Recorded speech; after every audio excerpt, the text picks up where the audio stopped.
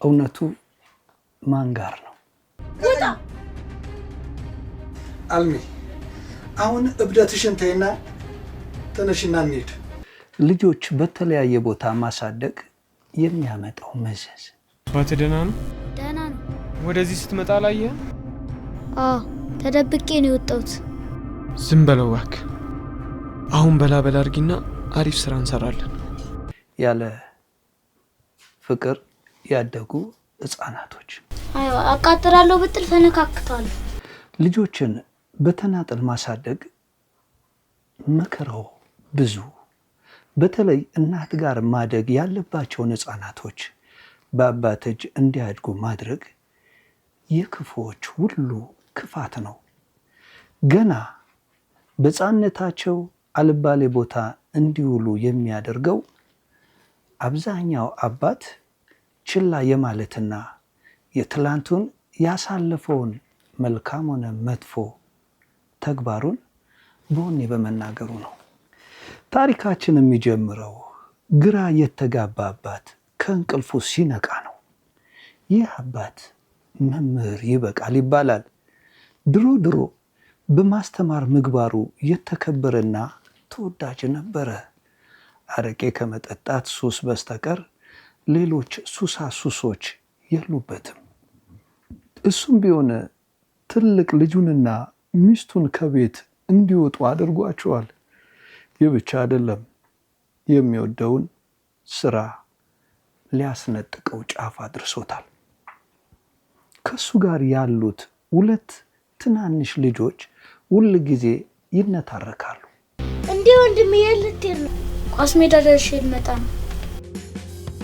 አይመስለኝም። ደግሞ እዛ የተለመደው ቦታ ብቻ እንዳይሆን። ይህ ንትርካቸው ከውሏቸው አንጻር ነው። ትልቅ ተብዬው ወይም ሁለተኛው ልጁ እናቱንና ታላቅ ወንድሙን ፍለጋ በመጓዝ ከአቅሙ በላይ የሆነ ነገር ተማረ። ይህ መጥፎ ስራ አንድም ከትምህርቱ አስቀረው፣ ሲቀጥል አባቱን ያስቆጣው ጀመረ።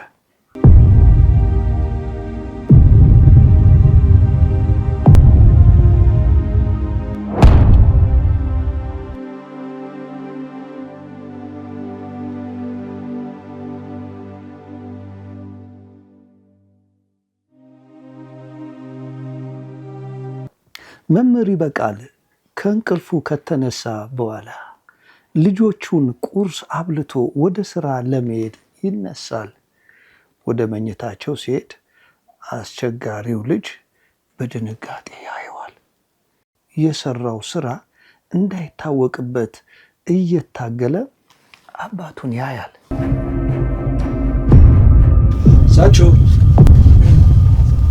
ሳቾ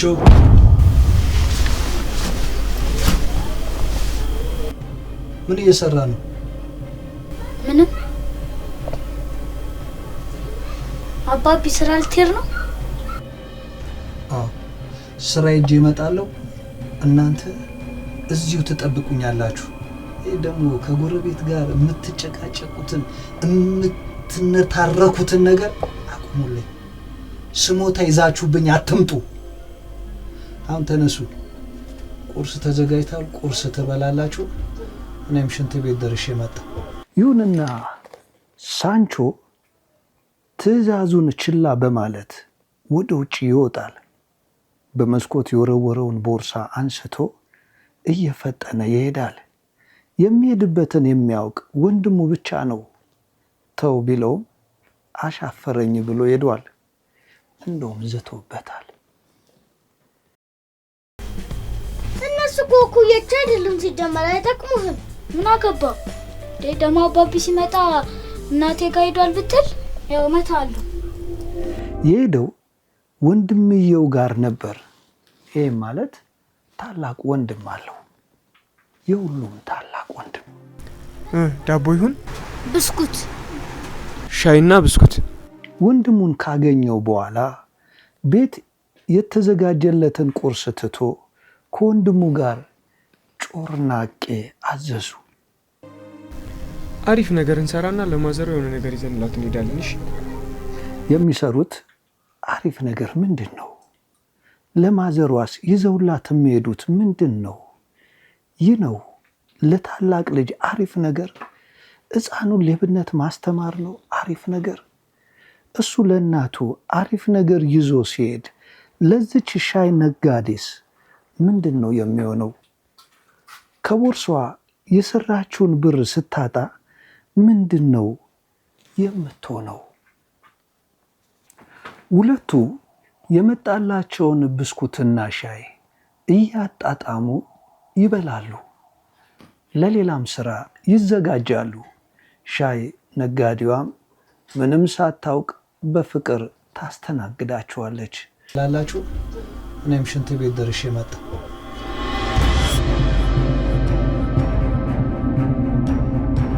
እዚህኛው ቤት ቁርስ ተዘጋጅቷል።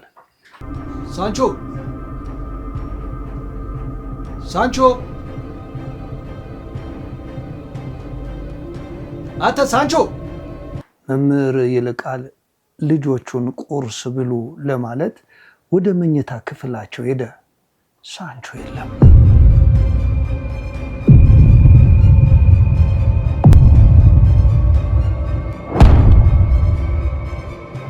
ሳንቾ ከወንድሙ ጋር ቁርሱን እያጣጣመ ነው።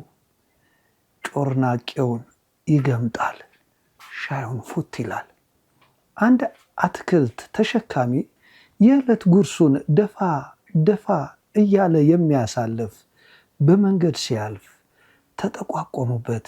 ካሉበት ተነስተው ሌላ ሁለተኛ ጥፋት እሽኮኮ ተባብለው ሙዝ ነጥቀው ሄዱ። መምህር ይበቃል አንዱን ልጁን ጥሎ እንዴት መብላት ይሆንለታል? ትካዜ ውስጥ ነው። ተረጋግቶ የት እንደሚሄድ ለትንሹ ጠየቀው። የት እንደሚሄድ ታውቃለህ? እንዳትቆጣ እንጂ ዳግም ጋር ነው። ዳግም ጋር ፊቱ ተቀያየረ። ያልጠበቀው ነገር ሰማ። ኳስ እያለ የሚሄደው አልደርስብሽም አትድረሽብኝ ያላት ሚስቱ ጋር ነው።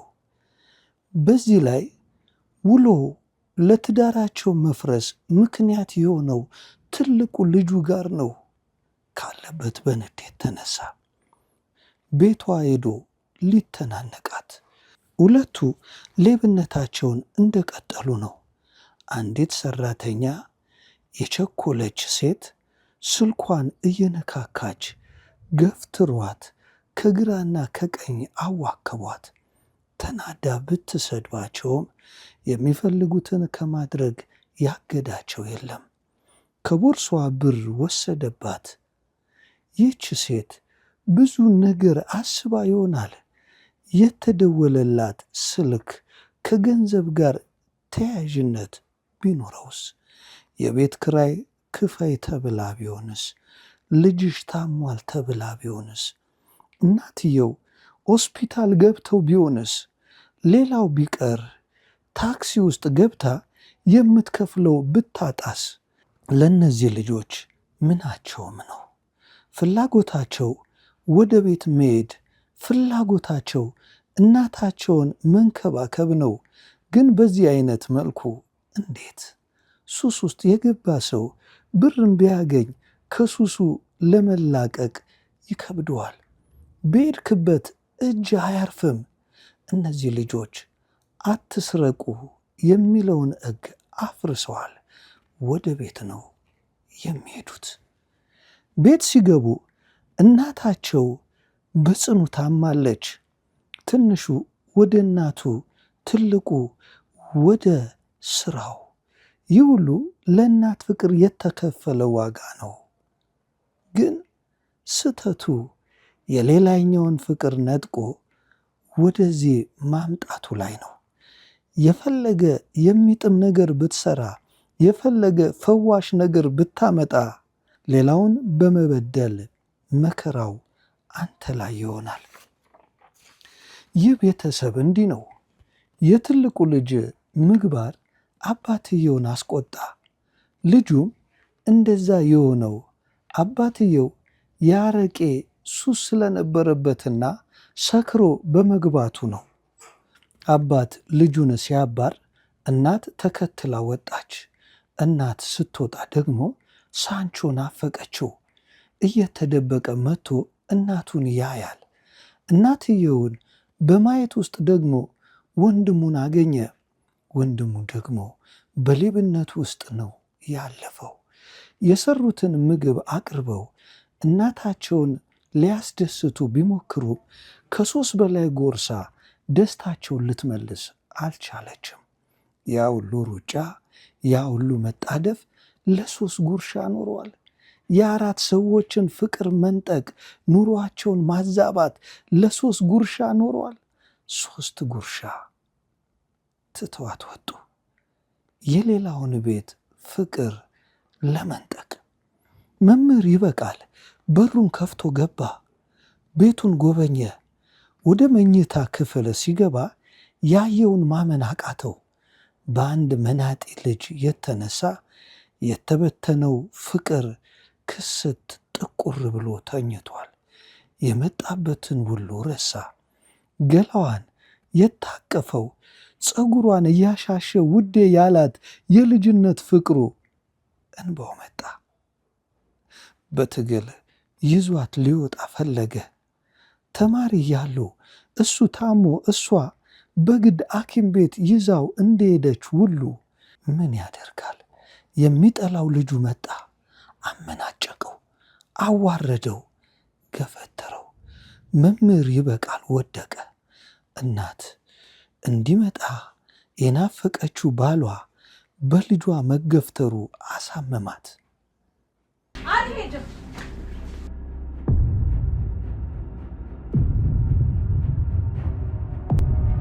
ምንድን ያደረግከው? ቆይ ሰውዬ እዚህ ቤት ምን ይሰራል? ምን አገባ? ምን አገባ? ይህ እንግዲህ የተዘበራረቀ ሕይወት ነው። እናት ከባሏም ከልጇም አልሆነችም። ለዚህ ሁሉ ተጠያቂው ማን ነው? ኮሜንት ላይ ጻፉልን። ይመቻችሁ።